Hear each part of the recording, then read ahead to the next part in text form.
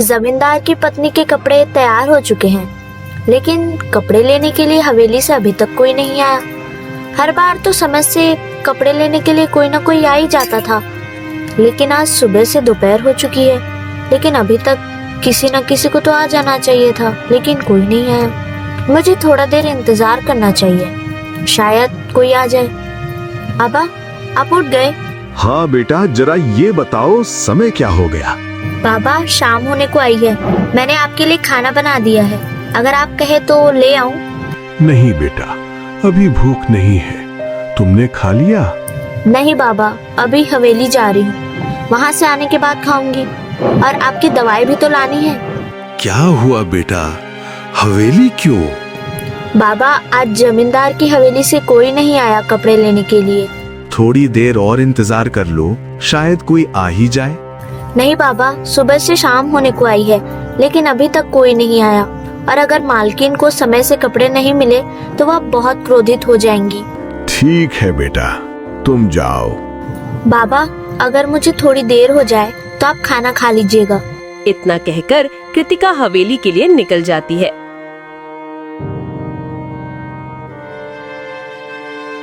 अरे कृतिका बेटा, कहाँ जा रही हो?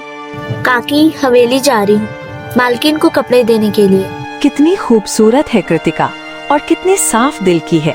हाँ भाभी, तुम सही कह रही हो। सारा घर का काम भी करती है, साथ में सिलाई भी। बेचारी की आज माँ जीवित होती तो इतना दुखी ना होना पड़ता। हाँ, मुझे आज भी याद है कितनी छोटी सी थी ये कृतिका जब इसकी माँ का निधन हुआ था। बेचारी छोटी सी उम्र से इतना काम कर रही है। मुझे मालकिन से मिलना है, मुझे उनके कपड़े देने थे। ठीक है, तुम यहीं ठहरो, मैं अभी मालकिन को बुला कर लाता हूँ। हवेली का एक नौकर जमींदार की पत्नी को बुलाने ही जाने वाला था, तभी उनकी नजर मालकिन पर पड़ती है, जो सीढ़ियों से नीचे उतर रही थी। जमींदार की पत्नी का नाम संजना था।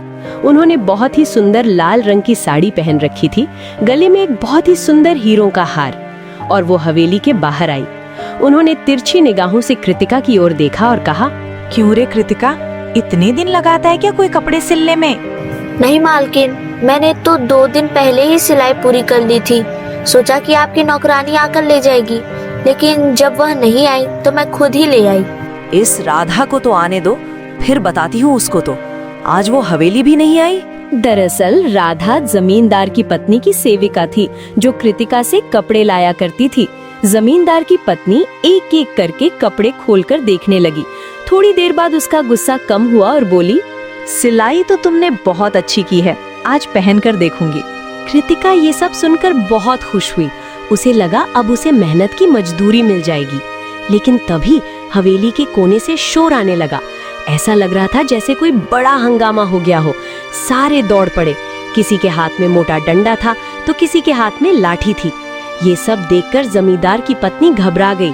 उसने एक नौकर को बुलाकर पूछा, क्या हुआ, सब कहाँ भाग रहा है? मालकिन, अभी अभी माली ने बाग में एक बहुत बड़ा इच्छाधारी नाग देखा है। वो एक पेड़ से लिपटा हुआ था। जैसे ही माली उसको मारने के लिए गया, वो नाग तुरंत वहां से भाग गया। लेकिन आप परेशान न होइए, हम जल्द ही उसे पकड़ लेंगे। ये सब सुनते ही कृतिका भी घबरा गई, लेकिन उसे अपनी मजदूरी की भी फिक्र थी। वो डरी हुई आवाज में बोली, मालकिन, मुझे मेरी सिलाई के पैसे दे दीजिए, मुझे मेरे बाबा के लिए दवाई लानी है। हाँ, तुम घर जाओ, मैं मेरी सेविका के हाथ पैसे भिजवा दूंगी। अभी और भी कपड़े सिलवाने हैं तुमसे। कृतिका ये सब सुनकर दुखी हो गई और मायूस होकर हवेली से निकल गई और पड़ोसी की एक बूढ़ी काकी से उधार मांगने चली गई। काकी, थोड़े से रुपए उधार दे दीजिए, मुझे अपने बाबा के लिए दवाई लेके जाना है। हमारे पास इतने रुपए कहाँ हैं जो हर बार तुम्हें उधार दें? तुम तो हर रोज यहाँ चली आती हो। ये सब सुनकर कृतिका उदास हो जाती है और वहाँ से जाने लगती है। तभी बूढ़ी काकी की बहू आती है और कृतिका को कुछ रुपए देती है और कहती है, ये लो थोड़े से रुपए, इससे तुम्हारे बीमार पिता की दवाई आ जाएगी। भाभी, मैं आपका यह एहसान कभी नहीं भूलूंगी, मैं जल्दी आपके पैसे लौटा दूंगी। इतना कहकर कृतिका वहाँ से चली जाती है। अम्मा, क्या हो जाएगा अगर आप कृतिका को कुछ रुपए उधार दे दे तो? ये हर बार तो लौटा देती है, ऐसा कभी नहीं हुआ कि कृतिका ने हमारे पैसे ना लौटाए हों। तुम इसकी मजबूरी तो समझो। अरे बेटा, हर रोज कैसे उधार दें इसको? इसका तो रोज का काम हो गया है। इतना कहकर बूढ़ी काकी घर के अंदर चली जाती हैं। उधर कृतिका ने उस पैसों से थोड़ी सी सब्जी खरीदी और अपने बाबा के लिए दवाई भी ले आई। बाबा, ये लो आपकी दवाई। बाबा, आज हवेली में एक बड़ा सा नाग था। सब लोग उसे ही पकड़ रहे थे। सब उसको इच्छाधारी नाग कह रहे थे, लेकिन वह वहाँ से भाग गया। नाग को पकड़ लिया था क्या किसी ने? नहीं बाबा, वह नाग वहाँ से भाग गया था। उसके बाद क्या हुआ मुझे मालूम नहीं, क्योंकि मैं आपकी दवाई लेने के लिए चली गई थी। ये सुनकर हरिया चिंता में पड़ गया और बोला, एक दिन तो उसे लौटना ही था। आखिर कब तक वो बदला लिए बिना रह सकता था? बाबा, आप ये क्या कह रहे हैं?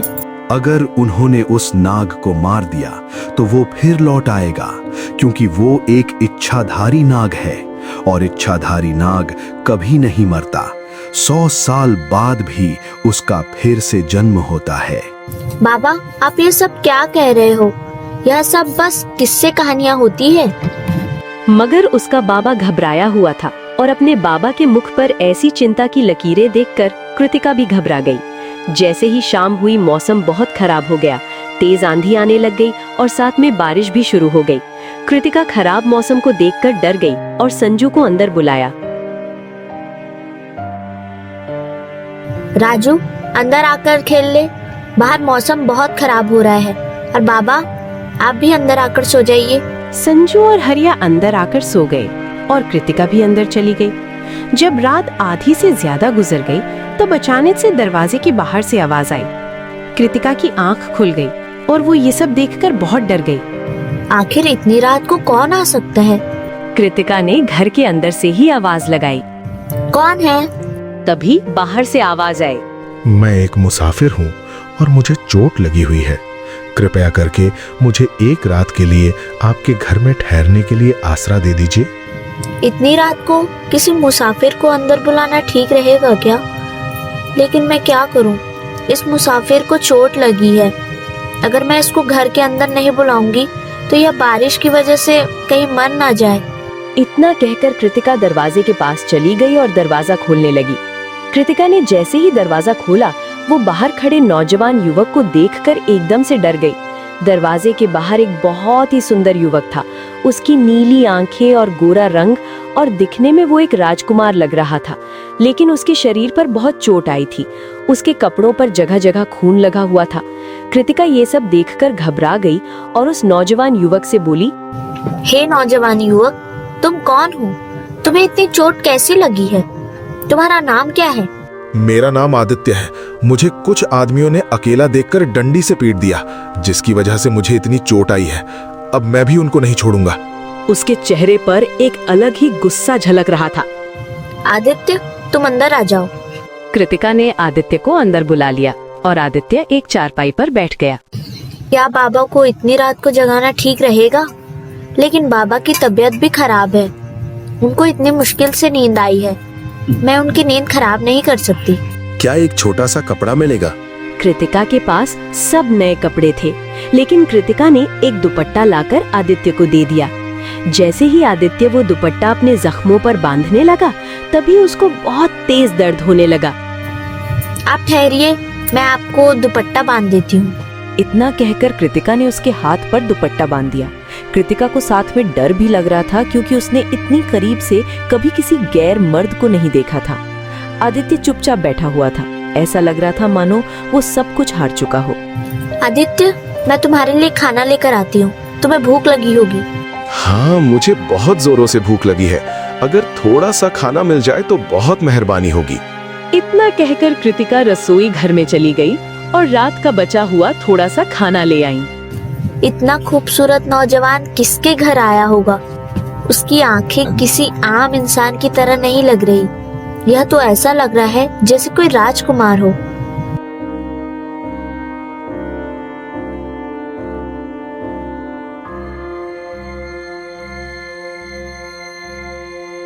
आपको मेरी वजह से आधी रात को तकलीफ हुई, इसके लिए मैं माफी चाहता हूँ। मगर क्या करूँ, मैं बड़ी मुश्किल से अपनी जान बचा कर आया हूँ, वरना वो लोग मुझे मार डालते। क्या आपके दुश्मन इसी गांव के हैं? मैं ज्यादा कुछ नहीं बता सकता, मगर क्या आप मुझ पर एक एहसान कर सकती हैं? हाँ जरूर, बोलिए। जब तक मेरे जख्म ठीक ना हो जाए तब तक मुझे इस घर में रहने दे और किसी को मेरे बारे में मत बताइएगा। आप जितने दिन चाहो यहाँ ठहर सकते हो। हमारे घर में कोई आता जाता नहीं है। अब आप थोड़ी देर आराम कर लीजिए। इतना कहकर आदित्य चारपाई पर लेट गया। शायद उसको बहुत ज्यादा थकान थी, जिसकी वजह से उसकी आंखें लग गई। और कृतिका भी अपने कमरे में जाकर सो गई। अगले दिन जब सुबह हुई, कृतिका ये देखकर घबरा गई क्योंकि वहाँ आदित्य का कोई नामो निशान ही नहीं था। आखिर आदित्य कहाँ चला गया? उसने तो कहा था कि वह कुछ दिन यहाँ रहेगा जब तक उसके जख्म ठीक नहीं हो जाते, लेकिन वो वहाँ कहाँ चला गया? कृतिका ये सब सोचते सोचते अपने भाई और बाबा के लिए खाना बनाने लग गई, लेकिन उसका दिल बेचैन हो रहा था। तभी उसके बाबा ने उसे आवाज लगाई। कृतिका बेटा, जरा यहाँ आओ। हाँ बाबा, क्या हुआ? बेटा, ये घर में अजीब से निशान कहाँ से आए? जब कृतिका ने फर्श पर देखा तो वहाँ सच में अजीब से निशान थे, लेकिन उसने नादान बनते हुए कहा, बाबा, मुझे नहीं पता यह किस चीज के निशान हैं। आप ही बताइए, आपको मुझसे ज्यादा तजुर्बा है। बेटा, ऐसे निशान तो खेतों में दिखते थे जहां नागों का बसेरा होता था। लगता है हमारे घर पर कोई नाग आया था। बाबा की बात सुनकर कृतिका के चेहरे का रंग ही उड़ गया। वो बहुत ज्यादा घबरा गई, लेकिन अगले ही पल वो हंसने लगी। बाबा, नाग हवेली में था, यहाँ नहीं। मुझे पता है आप मुझे डराने की कोशिश कर रहे हैं। डरा नहीं रहा बेटा, मैंने अपनी जिंदगी में बहुत कुछ देखा है। ये निशान मुझे नागों के ही लगते हैं। कृतिका ने उसके बाबा की बातों को हल्के में ले लिया, लेकिन उसके मन में कुछ सवाल भी पैदा हो रहे थे। वो मन ही मन आदित्य के बारे में सोच रही थी। आखिर वह नौजवान पुरुष कौन था और प्रातः होते ही कहाँ चला गया? काश वह दोबारा लौट आए। कृतिका, मेरे बेटे की कुछ दिनों बाद शादी है। ये ले कुछ कपड़े और इन्हें समय पर सिल देना। तुझे तो क्या पता कि शादी वाले घर में कितने काम होते हैं, क्योंकि तुझे तो पूरी जिंदगी कुंवारी ही रहना पड़ेगा। कृतिका ये सब सुनकर चौंक गई। काकी, आप यह सब क्या कह रही हैं? देख, एक तरफ तेरा बीमार पिता है, घर में खाने को कुछ नहीं है, तेरा छोटा भाई अभी बच्चा है। ऐसे में तेरी शादी कैसे होगी? काकी, मुझे शादी की कोई जल्दी नहीं है। मैं अपने बाबा और अपने भाई की जिम्मेदारी उठा लूं। मेरे लिए इतना ही काफी है। कृतिका की ये सब बात सुनकर बूढ़ी काकी को उस पर दया आ गई।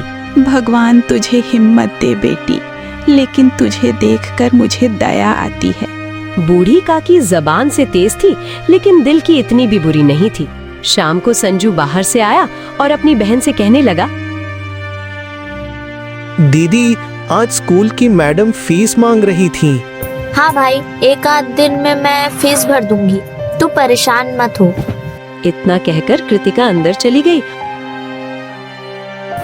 मालकिन ने अभी तक अपनी सेविका के हाथों मेरे पैसे नहीं भिजवाए। अगर पैसे नहीं आए तो मैं संजू की फीस कैसे भरूंगी? मुझे कल फिर से जाना पड़ेगा। कैसी हो तुम? कृतिका ये आवाज सुनकर चौंक गई। उसने पीछे मुड़कर देखा। जैसे ही कृतिका पीछे मुड़ी, वो चौंक गई क्योंकि उसके पीछे वही नौजवान बैठा था। तुम अंदर कैसे आए? मैं दरवाजे से आया हूँ। तुम्हारे घर का दरवाजा खुला रह गया था। तुमने तो कहा था तुम कुछ दिन यहीं रहोगे, फिर कहाँ चले गए थे? तुमने मुझे जाने से पहले बताया भी नहीं। क्या तुम मेरा इंतजार कर रही थी? आदित्य के मुख से ऐसी बात सुनकर कृतिका थोड़ी सी सहज सी गई। आदित्य को भी एहसास हो गया था कि कृतिका थोड़ा सहज गई है। उसने धीमे स्वर में कहा, मैं तुम्हारी भलाई के लिए ही चला गया था। अगर किसी ने मुझे इस घर में देख लिया तो तुम्हारे लिए मुश्किल खड़ी हो जाएगी। कृतिका आदित्य को देखते हुए बोली, क्या तुम्हें खाने को कुछ चाहिए?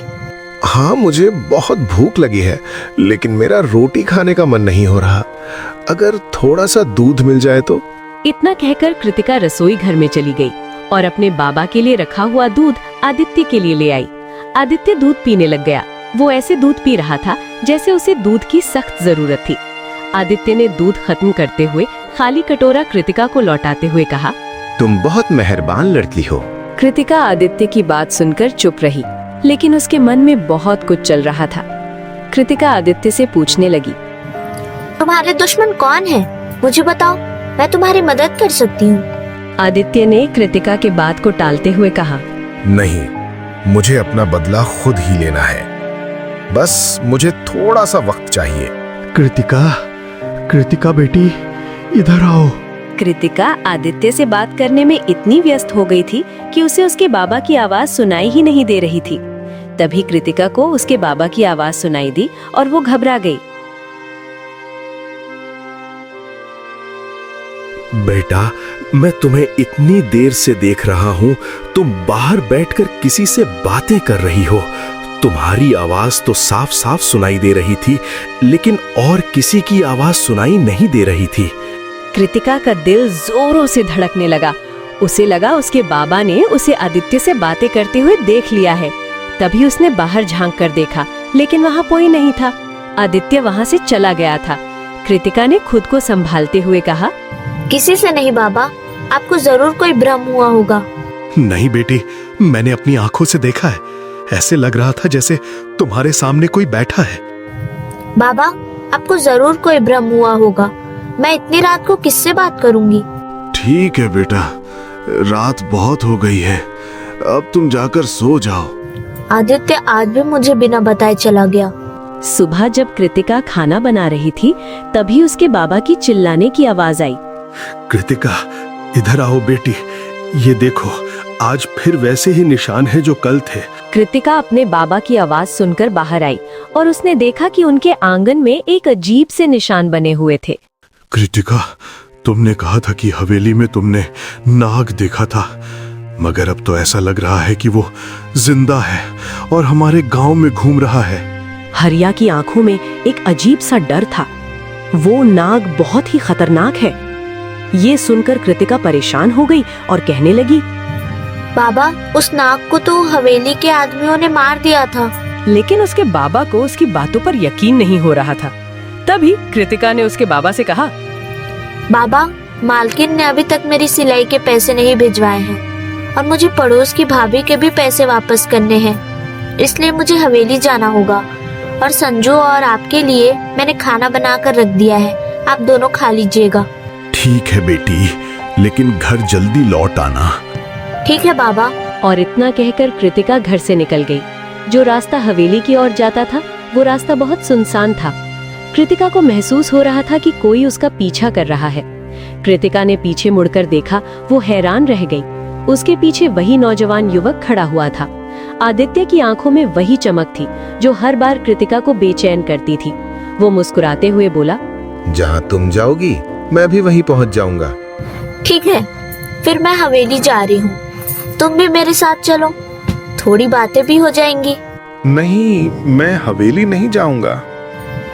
तुम हवेली क्यों नहीं जा सकते? इससे सिर्फ दुश्मनी है क्या? मैं तुम्हें कुछ नहीं बता सकता, लेकिन जल्द ही तुम्हें सब कुछ पता चल जाएगा। लेकिन जब तक तुम्हारे सामने सच्चाई आएगी, मैं शायद तब तक इस गांव में ना रहूं। कृतिका ये सब सुनकर घबरा गई और बोली, भगवान ना करे तुम्हें कुछ हो, तुम हमेशा यहीं इसी गांव में रहो। कृतिका के दिल की धड़कन तेज हो रही थी, लेकिन वो जल्दी से हवेली की ओर बढ़ गई। कृतिका जैसे ही हवेली पहुंची, मालकिन ने उसे देखकर कहा, मैं तुम्हारे पैसे देना भूल गई थी। आजकल हवेली में बहुत परेशानियां चल रही हैं। तभी जमींदार की पत्नी ने कृतिका को पैसे दे दिए और कृतिका घर आ गई। कल हवेली में एक बहुत बड़े सपेरे को बुलाने वाले हैं। वो पास के ही गांव में रहता है। वो जिस भी गांव में जाता है, वो तभी बता देता है नाग कहाँ छुपा हुआ है। कृतिका ये सब सुन रही थी और भीतर ही भीतर डर भी रही थी। बुरे काम का बुरा नतीजा होता है। उन्हें सोचना चाहिए था कि 20 साल बाद फिर लौटेगा और तबाही मचाएगा। कृतिका को उसके बाबा और उसके काका की बात सही से समझ नहीं आ रही थी।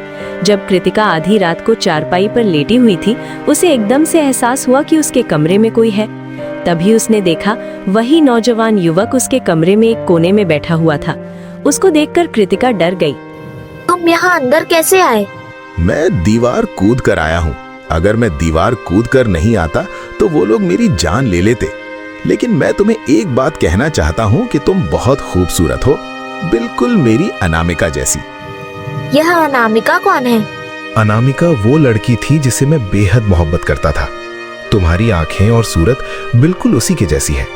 तुम्हें देखकर बस उसी की याद आती है। ये सुनकर कृतिका दुखी हो गई कि आदित्य पहले से ही किसी और लड़की से मोहब्बत करता था। उसने खुद को संभालते हुए पूछा, अनामिका कहाँ चली गई? काश वो जिंदा होती, लेकिन वो इस दुनिया में नहीं है। आदित्य की आवाज में एक अलग ही दर्द महसूस हो रहा था।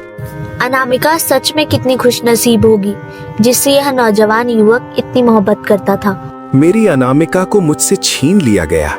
इस बात का सदमा मुझे जीने नहीं देता। मैं अंदर ही अंदर जल रहा हूँ और अपने दुश्मनों से बदला लेना चाहता हूँ। आखिर किसने मारा तुम्हारी अनामिका को?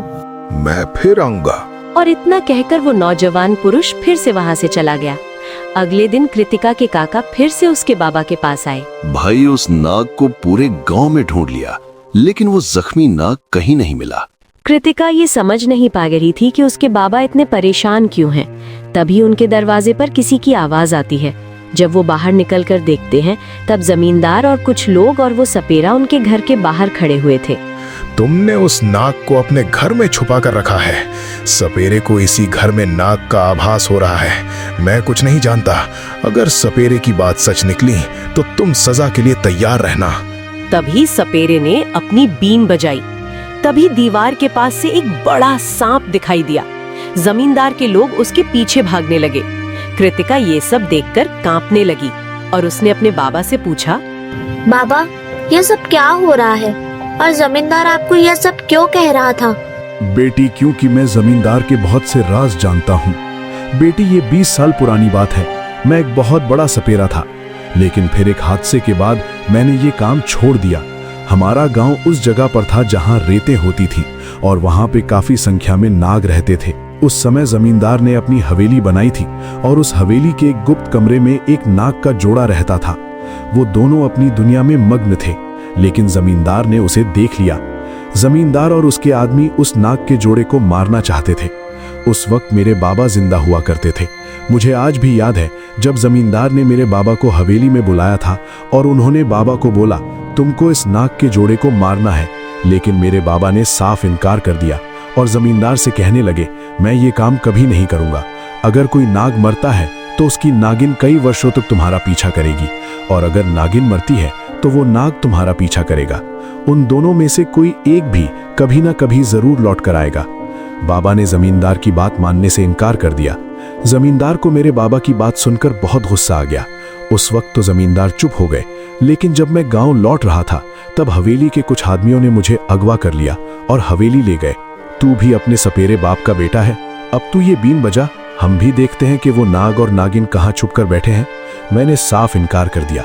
बाबा भी जमींदार की बात नहीं मानना चाहते थे, लेकिन जमींदार के आदमियों ने मुझे गिरफ्तार कर लिया था, इसलिए बाबा मजबूर हो गए थे और बाबा ने उनके कहने पर बीन बजानी शुरू कर दी। बीन बजाते ही नाग और नागिन का जोड़ा हवेली से बाहर आ गए।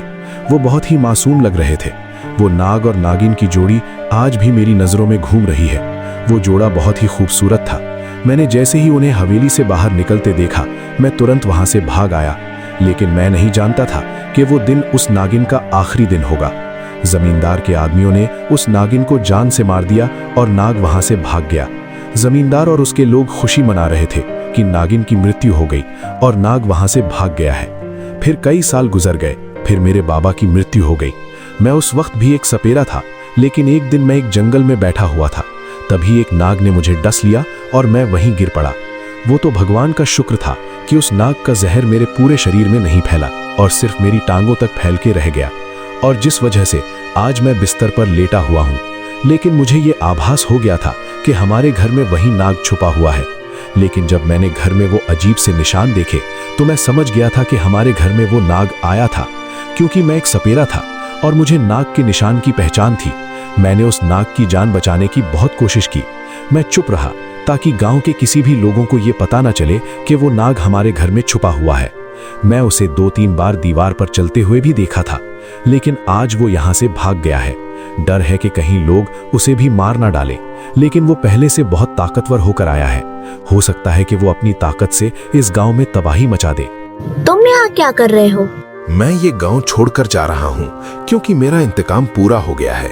सुबह तक उस हवेली में हंगामा मचा होगा।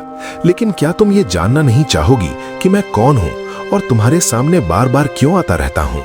उस नौजवान युवक की बात सुनकर कृतिका का दिल जोरों से धड़कने लगा, क्योंकि कृतिका उस नौजवान युवक को पसंद करने लगी थी। उस नौजवान युवक ने कृतिका को गौर से देखा और कहने लगा, तुम अपने बाबा से मेरे बारे में पूछ लेना कि मैं कौन हूँ। वो मुझे बहुत अच्छे से जानते हैं। बाबा, आपने पहले भी मेरी जान बचाने की कोशिश की थी और आज भी आपने मेरी जान बचाई। इसके लिए मैं आपका शुक्रगुजार रहूंगा। लेकिन आप मेरी नागिन को नहीं बचा सके। आपकी वजह से वो मर गई। लेकिन मुझे बाद में ये पता चला कि आपने उसे बचाने की कोशिश की थी। मुझे बहुत अफसोस है कि मैंने आपको डस लिया था। ये आपकी खुशनसीबी थी कि आप बच गए। अब मैं जा रहा हूँ। आपकी ये बेटी बहुत ही अच्छी है। मैं चाहता हूँ कि इसकी किस्मत भी इसकी तरह खूबसूरत हो। मैं जाते जाते आपके घर में एक चीज छोड़कर जा रहा हूँ, जो आपके लिए और आपकी बेटी के लिए बहुत बेहतरीन साबित होगी। ये कहते हुए वो इस तरह चला गया जैसे कि वो कभी आया ही नहीं था। भाई, जमींदार को किसी नाग ने डस लिया है और वो मर गया है। बेटी, हमें ये गांव छोड़कर जाना होगा, वरना गांव के सभी लोग इल्जाम हम पर ही लगाएंगे। ठीक है बाबा, मैं घर का सारा सामान समेट लेती हूँ। इतना कहकर कृतिका घर के अंदर चली गई और घर का सामान समेटने लगी। जैसे ही कृतिका सामान समेट रही थी, तभी उसकी नजर एक मटके पर पड़ी। वो ये देखकर चौंक गई कि उसमें से कुछ चमक रहा है। उसने उसे बाहर निकालकर देखा तो उसमें एक बहुत ही खूबसूरत हीरा था। हरिया ने उस हीरे को एक कपड़े में संभाल कर रख लिया और हरिया और उसकी बेटी और उसका लड़का गांव छोड़कर चले गए। उस हीरे ने उनकी जिंदगी ही बदल दी थी। उस हीरे की कीमत करोड़ों में थी। वक्त बीतने के साथ कृतिका उस नौजवान युवक को भी भूल चुकी थी। उसने अपने मन को समझा लिया था कि उस युवक के साथ उसका विवाह कभी नहीं हो सकता। बस वो इस बात से खुश थी कि उस नाग को इंसाफ मिल गया।